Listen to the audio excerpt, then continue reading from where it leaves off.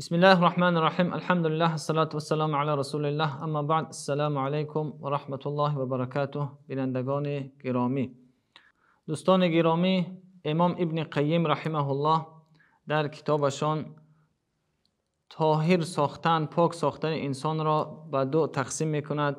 میگوید که یکی پاک ساختن بدن است، دیگر پاک ساختن قلب. حالا میگوید ببینید که خداوند به حکمتش شرط گذاشتن نماز را طهارت قرار داد. اگر یک نفری که طهارت نداشته باشد، وضو نداشته باشد، نمیتواند که در نماز قائم شود. یعنی شرط است که برای ادای نماز ما باید طهارت بکنیم. دوم میگوید طهارت یعنی پاکسازی قلب است.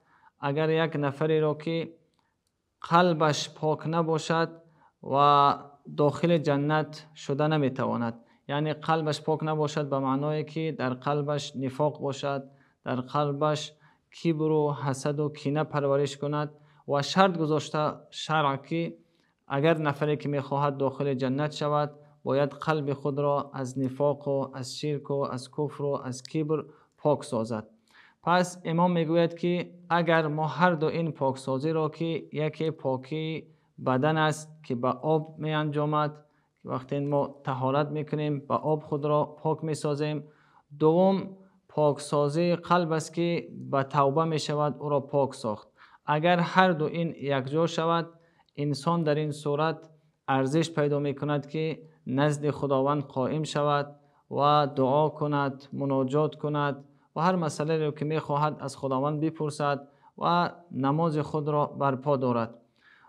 و دیگر مسئله که اینجاست می شود گفت که ببینیم هم شریعت الهی شرط نماز را پاک ساختن ساخت، یعنی وضو گرفتن. و جناب پیامبر صلی الله علیه وسلم برای ما تعلیم می دهد که هر نفری که کامل اگر وضو بگیرد، طهارت بکند و در آخر طهارتش بگوید که اشهد ان لا اله الا الله و اشهد ان محمدا عبده و رسوله، روز قیامت 8 در جنت برایش گشاده می شود و از کدام در جنت که خواهد داخل جنت می گردد.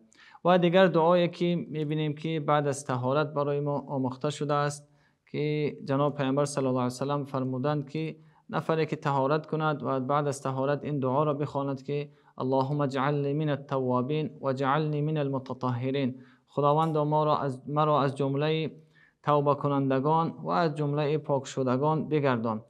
دوستان گرامی میبینیم که امام ابن قیم زیبا اینجا اشاره میکنند که هر شخصیتی من و شما باید که این پاکی ها را در خود داشته باشیم. یکی که وضوی خود را، طهارت خود را کامل بگیریم و نزد خداوند قائم شویم. و دیگر این که دلهای خود را از کینه و کدورت و از نفاق پاک بسازیم. و دل نفری، قلب نفری که در اون نفاق باشد نمیتواند که داخل جنت شود.